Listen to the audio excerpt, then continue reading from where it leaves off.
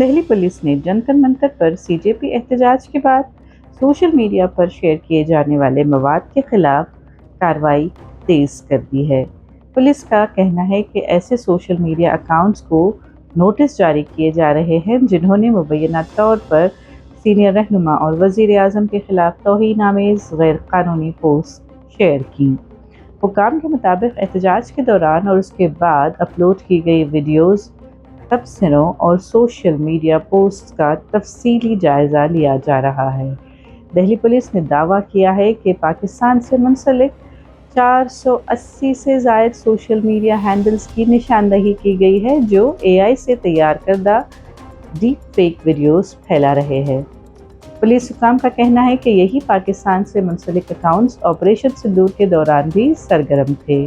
Police نے مزید بتایا کہ سائبر ٹیمز ان اکاؤنٹس کے IP ایڈریسز کا سراغ لگا رہی ہیں تاکہ تحقیقات کو آگے بڑھایا جا سکے۔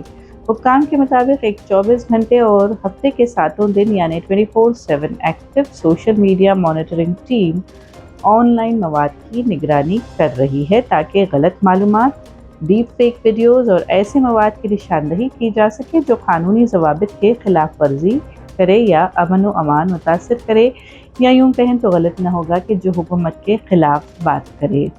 پولیس نے کہا کہ سوشل میڈیا پلیٹ فارمز کو قانون کے مطابق قابل اعتراض مواد ہٹانے کے لیے نوٹس بھیجے جا رہے ہیں اور یہ کارروائی مسلسل جاری ہے۔